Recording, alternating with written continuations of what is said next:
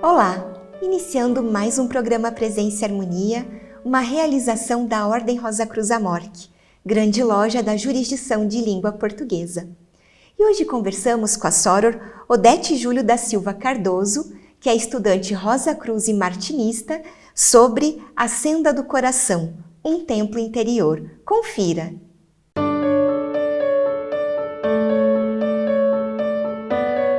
Soror Odete, é muito bom para a gente do programa Presença e Harmonia recebê-la mais uma vez. Muito obrigado por estar aqui conosco.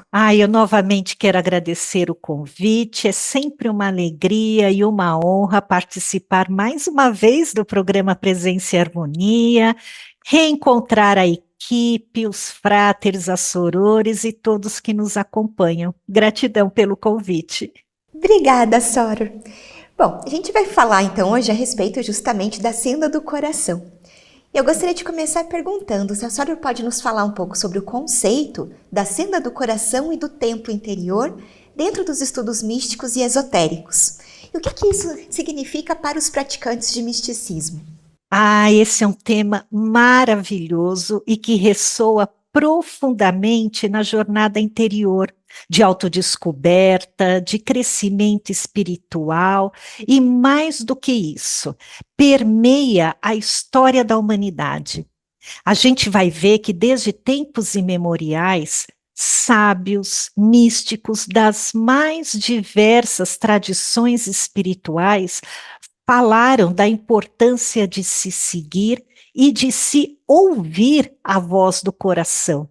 E como é difícil ouvir essa voz silente que existe dentro de nós. Para trazer um conceito, eu gosto de citar o autor conhecido como Papus. Ele disse o seguinte: esoterismo é a ciência das adaptações cardíacas. Ele continua, né? A ideia só é criadora no plano mental. E é com muita dificuldade que ela alcança a natureza. É o coração. O coração é o único criador em todos os planos. E só por ele alcançamos o nosso templo interior. E visto desta forma, a senda do coração é o centro metafísico e unitivo que dirige a vontade humana. E é por ele que nós alinhamos aquilo que nós sabemos com aquilo que nós sentimos e aquilo que nós queremos. E aí a gente vai ver outros autores como Saint-Martin, como Jacob Boehme, falando a mesma coisa, só que com outras palavras, apresentando a mesma ideia com outras palavras. E o que isso significa, né?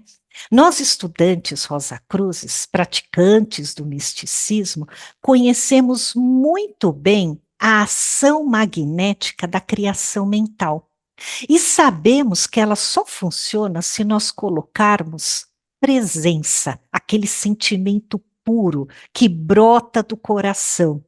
E a gente tem que colocar isso na ideia que está sendo gestada. Se não tiver o coração, aquele projeto, aquilo que nós estamos querendo criar, fica lá só no plano das ideias, né? Por outro lado, muitos confundem a senda do coração com sentimentalismo, com descontrole emocional, fraqueza de caráter, exageros, dramas, excessos, né? E não é nada disso. Ele é uma lucidez, né? É um tipo de lucidez que nos lembra diariamente, silenciosamente, aquilo que nós somos, seres humanos. Então, ele vai fazer parte desse processo de como a gente age na vida, sempre se lembrando que somos seres humanos. E puxando aqui um pouquinho, né, para o templo interior, tem um autor que eu gosto muito, que é o Carl von Eckhardt-Hausen. Ele é do século XVIII e ele escreveu o livro A Nuvem sobre o Santuário. Nessa obra, ele explica a diferença entre o templo exterior e o santuário interior. Interessante esse jogo de palavras, né? O que é exterior ele coloca como templo, mas o que é interior ele coloca como santuário. E ele fala, né, que na construção do templo material, esse exterior, ele tem sim a sua finalidade, ele tem a importância, mas se aqueles que participam dele não tiverem em si um santuário interior, iluminado pelo amor, pela caridade, pela parte mais nobre do coração, logo o exterior irá se distanciar dos propósitos mais nobres, os mais elevados, os mais puros, será um local belíssimo que ecoam palavras bonitas, mas mortas. Né? E aí ele vai desenvolvendo esse assunto e ele fala, né, ele é bem consciente, ele diz que cada passo que nós damos, há sim um embate de luz, um embate de trevas, de ideias vivas, de ideias inertes. E aí ele usa o simbolismo, né? É como se pairasse uma nuvem sobre o santuário, impedindo que a luz da verdade e do amor nos alcançasse. E essa nuvem é parte do fruto de nossas ações desarmoniosas, mas aí ele também completa, né? Que a gente vai conhecer esse templo e esse santuário como a gente conhece uma árvore, pelos frutos. E aí vale a pena a gente refletir um pouco, né, sobre a nossa vida, os lugares que frequentamos, trabalho, escola, nossa casa, até mesmo o organismo afiliado, né? Como são esses lugares, né? Será que eles são inóspitos? Se eles são acolhedores? Se eles nos fazem bem? Ou se quando a gente vai lá só nos trazem ansiedade, desarmonia?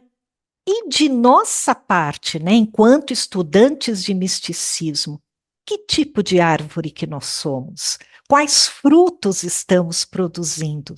Né? Quando uma pessoa, a gente tem que pensar que assim o nosso trabalho, as nossas atividades, nós também somos pessoas que agregam outras. Né? Mas quando a gente agrega, isso é baseado em que sentimento? De harmonia, de paz, de fraternidade ou de desarmonia? Porque os sentimentos negativos, infelizmente, também agregam pessoas, né? E aí a gente tem que ter aquela coragem de observar o ambiente que nos cercam, as nossas amizades, o efeito que a gente causa, né, nesse ambiente em nós mesmos e observar isso com outros olhos, para saber se estamos não ou trilhando esse caminho do coração, né, essa senda do coração. Nossa, Sara, só isso que você trouxe pra gente é tema de meditação por um bom tempo, com certeza.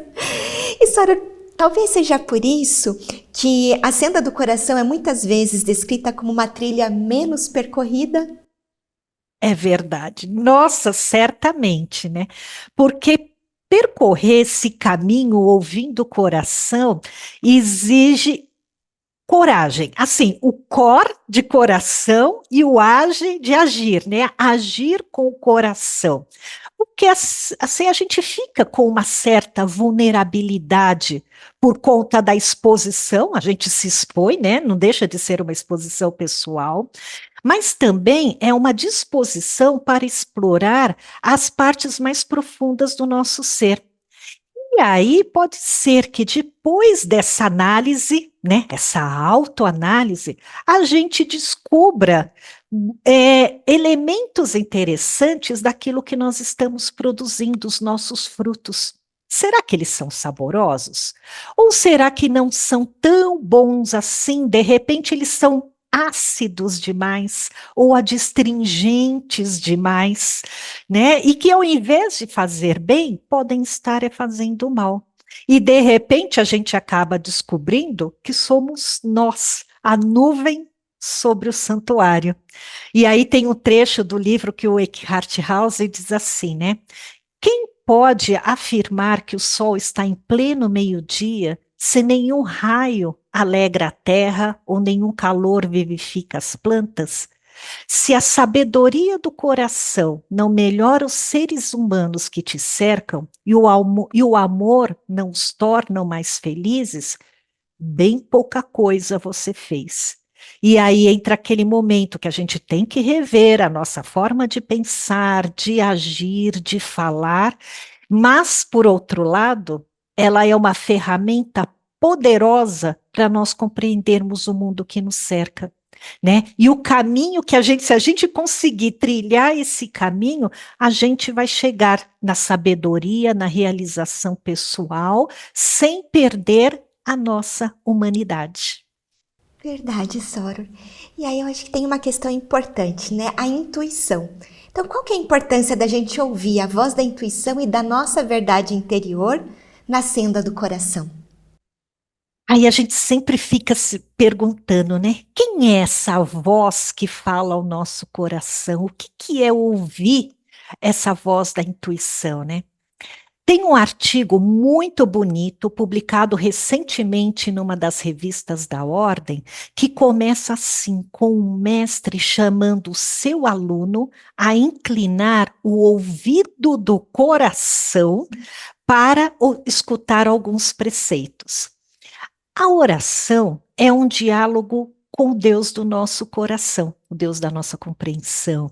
E quando nós falamos com Ele, normalmente é através da prece. Nós falamos através da prece e ouvimos a resposta através da intuição. Tem um trabalho belíssimo apresentado num dos encontros de recolhimento interior, os Erins da Ordem, que poeticamente conta a história de um anjo que mora num jardim secreto dentro de nós. Então, a intuição, a inspiração, é essa voz que nos coloca em contato com esse anjo ou esse mestre interior que ouve as nossas preces e nos instrui sobre como despertar o altruísmo, a generosidade, que queremos expressar externamente através da aplicação das nossas virtudes. E são as nossas virtudes que regulam e refinam a nossa missão de alma, o nosso potencial, as nossas habilidades, que nós temos, né, que tomar consciência e desenvolver para cumprirmos a nossa missão de alma. A mente, enquanto uma ferramenta, ela mostra aonde fica o portal, o grande portão desse jardim secreto. Mas pode ser que ele fique fechado, porque é o tipo de portal que só se abre pelo lado de dentro. E aí o autor acaba finalizando, né? A qualquer dia, a qualquer hora do dia, da noite, a inspiração ela está sempre batendo à nossa porta. E ela sempre fica ali sugerindo maneiras para que a gente possa compreender que somos nós os artesãos da nossa felicidade, né? Da nossa autorrealização. E quando a gente resolve acolher essa voz da intuição, ela nos inspira assim de uma forma maravilhosa, atitudes sempre positivas, de coragem, de paz, de verdade. Lembra muito os ensinamentos de Teresa d'Ávila, né, do castelo interior, que ela usa, né, os vários salões para a gente entrar nesse local sagrado que ela vai chamar de Câmara do Rei. Fica aí também mais uma dica de leitura, né? Ótimo, Soro. Bom, e quais são os principais desafios de um estudante, né, que ele encontra ao seguir a senda do coração e como que ele pode superá-los? Esse, como falou, né, são desafios, né? E muitas vezes isso significa fazer escolhas difíceis, enfrentar alguns medos profundos, porque seguir o coração pode nos levar a caminhos que parecem contrários à lógica, né? A conveniência, a expectativas externas, muitas vezes pressões sociais, né? Todo aquele entorno de quem não está habituado a ouvir o coração e fala, nossa, o que essa pessoa está pensando, quando na verdade ela está querendo seguir o coração, né? Mas é justamente nesses momentos de incerteza, dos desafios, que nós temos a oportunidade de crescer e de nos transformar. Um dos desafios importantes nesse caminho é a vigilância dos pensamentos. Quem já se dispôs a fazer uma meditação bem feita tem consciência da quantidade de pensamentos tumultuosos, intrusos, desconexos, né, que a gente tem dentro de nós. E aí acho que o primeiro aprendizado é como vamos educar a nossa mente, né? E assim, é um processo, não é de uma hora para outra. Isso daí é um hábito juntamente que a gente que a gente desenvolve, né, com a meditação. E quando a gente reeduca a nossa forma de pensar, não quer dizer que a gente fica imune a pensamentos intrusos, mas a gente adquire uma habilidade que assim que eles aparecem, a gente consegue identificar. E aí a gente percebe na hora, né, que aquilo ali, nossa, esse pensamento, né, brincando, esse pensamento não me pertence, né, e já, né, já tira ele, já limpa a mente, já redireciona o pensar, né. E aí podemos completar com outra pergunta: o que devemos pensar, né? Como direcionar os nossos pensamentos para que eles sejam harmoniosos com a voz do coração, com a nossa humanidade, com aquilo que a gente quer para o mundo.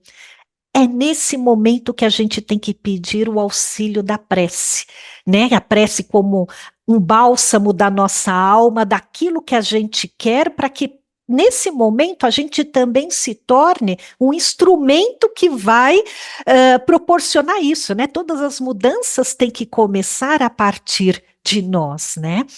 E aprender a orar também exige tempo, exige dedicação, que é o que a gente vai falar da vigilância do coração, né? Aprender a orar corretamente, a colocar em pensamentos e palavras aquilo que é o melhor da nossa alma, né?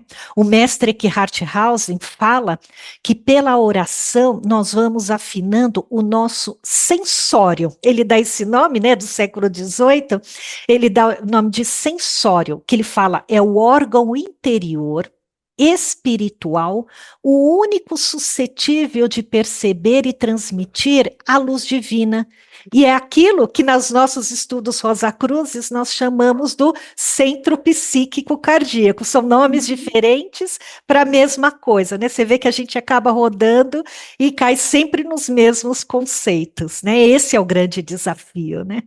Sim, Soror. A gente está falando que é justamente esse caminho, né? Que eu acho que todo instante de misticismo a gente busca percorrer.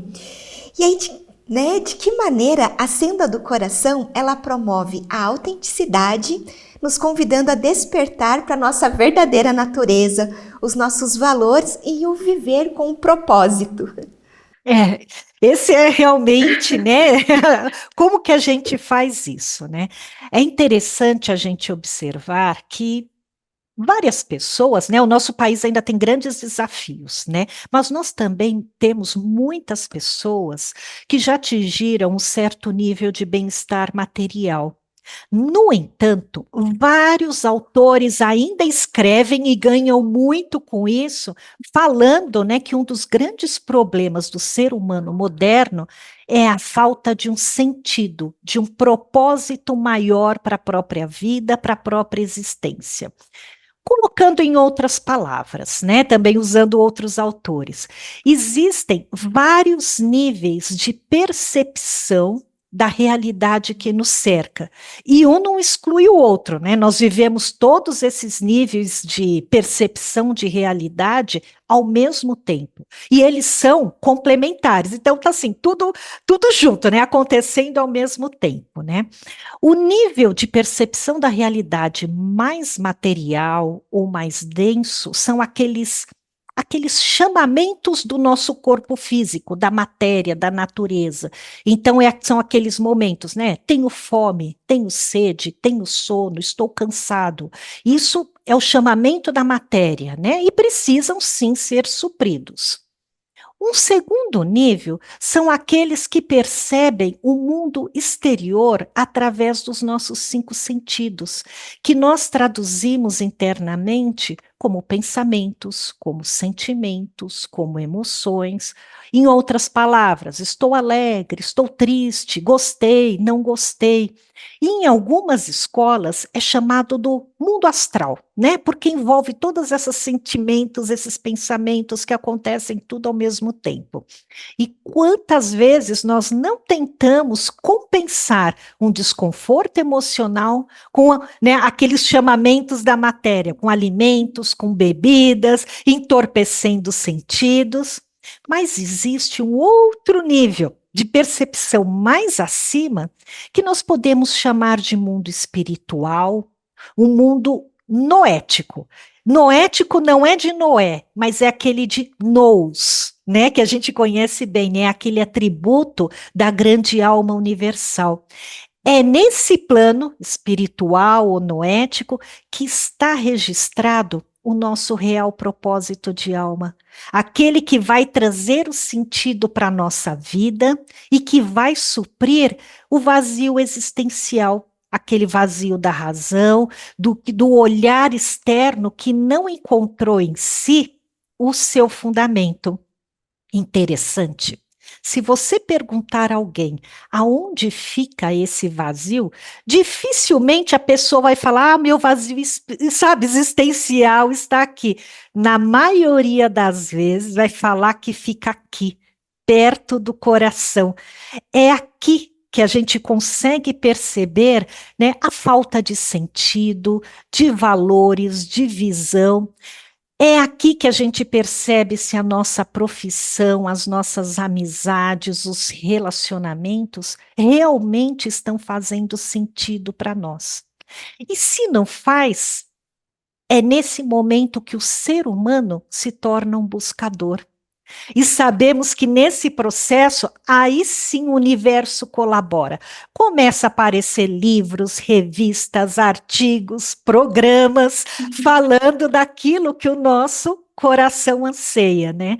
E se esse buscador ou buscadora encontra uma tradição, encontra uma ordem, ou até mesmo uma religião que ressoe com as suas aspirações, essas do coração, então a gente fala que teve um novo nascimento, um despertar, que ele sim, aí ele vai seguir com a mente, né, aliado ao coração, esse novo caminho, com compromisso, com devoção, ele vai sentir aquilo que é importantíssimo, né, que a gente chama de pertencimento. Ele vai falar assim: agora eu pertenço a algo, a minha vida tem propósito, a minha vida tem sentido, porque aí ele une, né, aquilo que ele quer com aquilo que ele sente, com aquilo que ele busca. Esse é o grande propósito que a intuição faz que aconteça na nossa vida. Ótimo, Soror. Você comentou algumas perguntas atrás a respeito das virtudes, da importância delas. E entre elas a gente tem justamente a compaixão. Então, né, qual o papel da compaixão na senda do coração e como ela transforma as nossas relações com a gente e com os outros? Essa é importante, acho que é a mais importante se a gente for colocar, né? Porque ela é um aspecto fundamental na senda do coração.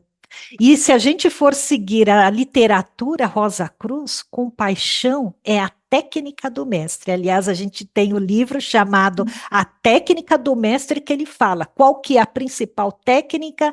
Compaixão. E compaixão, né, olhando bem essa obra, tem a ver com ação. Não é sentir dó, não é sentir pena, é sentir em si a aflição do outro. Aí a gente tem que sair da zona de conforto e usar o nosso potencial, os nossos dons, as nossas virtudes para compartilhar e principalmente minimizar o sofrimento do outro, né? A compaixão, ela não vai entrar em coisas pequenas, né? Ela vai ver além das falhas e das imperfeições dos outros e nossas também, reconhecendo a humanidade comum a todos nós, nos ensinando a sermos gentis, compassivos consigo, né, consigo mesmo, com os outros. Só um exemplo, né? Recentemente nós tivemos uma maravilhosa demonstração de compaixão com aqueles eventos climáticos no Rio Grande do Sul.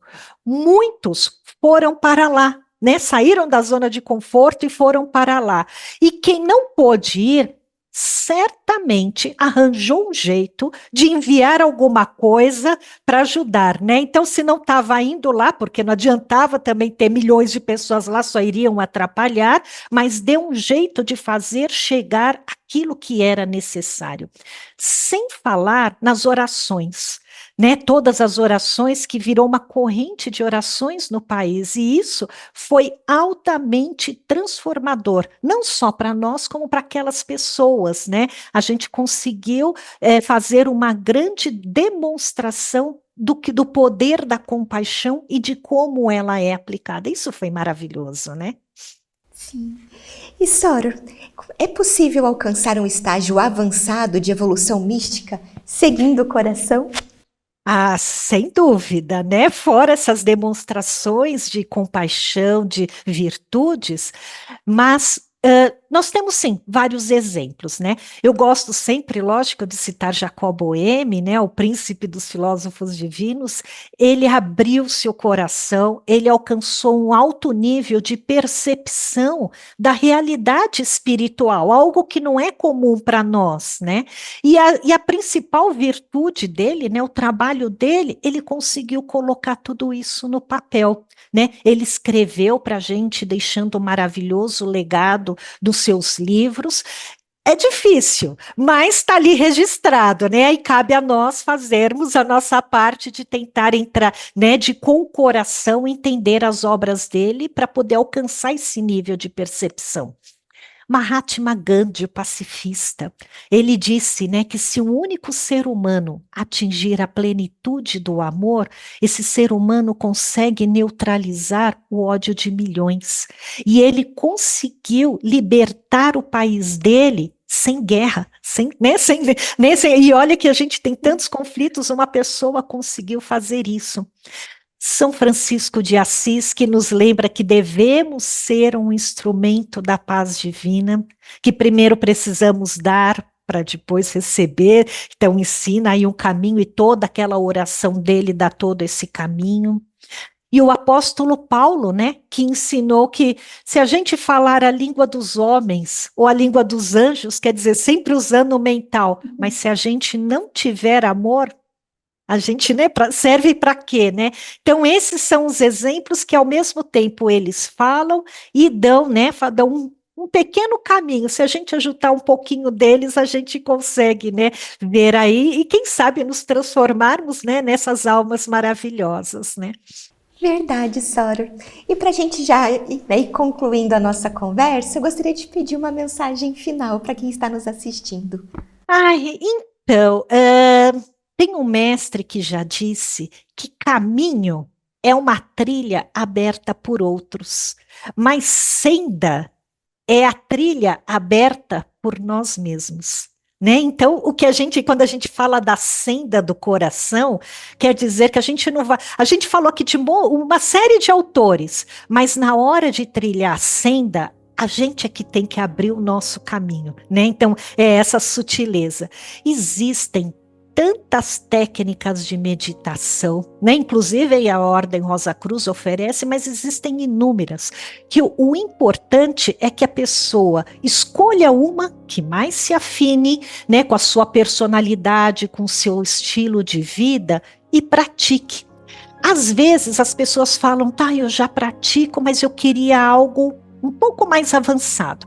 Aí, claro, né, a gente tem aqui na ordem, né, me permitindo falar, né, os encontros de recolhimento interior, os ERINs, organizados pela grande loja, eles são maravilhosos, e claro, se for um ERIN martinista, então, melhor ainda, né, porque a gente foca exatamente na senda do coração, porque assim, a meditação, ela vai nos ajudar a aquietar a mente, a trazer o equilíbrio necessário para orar corretamente, perceber o que vai dentro da gente, né?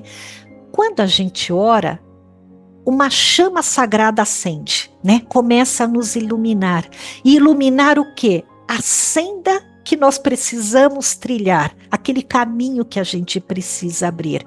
E aí, se a gente for seguindo calmamente essa trilha, a gente vai encontrar o jardim secreto, o anjo que ali habita, né, o nosso mestre interior, e lá é que a gente vai receber as instruções do nosso propósito de alma, o nosso propósito de vida.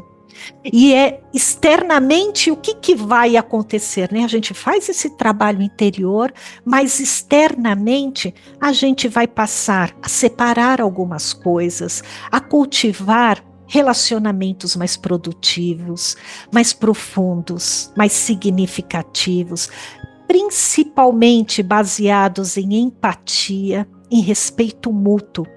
E aí, perseverando, né? Quem sabe um dia seremos agraciados com aquela sabedoria e conhecimento que vem do alto. E aí, de repente, nós também nos tornaremos grandes almas, né? Eu acho que a meditação e essa observação do pensamento e do coração é fundamental, e essa é a mensagem que eu queria deixar, né? Agradecendo aí mais uma vez a oportunidade, com um abraço fraterno a todos e os melhores votos de paz profunda. Muito obrigada pela oportunidade. Ô, Sra. Odete, que isso, somos nós que agradecemos. A senhora não sabe como faz bem pra gente ouvi-la. Sempre que eu tenho essa oportunidade de conversar contigo, eu termino a entrevista num sentimento muito bom e principalmente assim a senhora consegue falar o nosso coração e falar coisas que a gente precisa ouvir. Então, na verdade, o agradecimento é nosso. Muito obrigada, senhora. Eu que agradeço mais uma vez a oportunidade de estar em contato com todos. Paz profunda. Obrigada. Obrigada. Aproveito para lembrar do nosso e-mail presençaharmonia@morte.org.br. É muito importante para nós essa via de comunicação que nós temos com você que nos assiste. Agradecemos a participação conosco hoje e até o nosso próximo encontro. Paz profunda.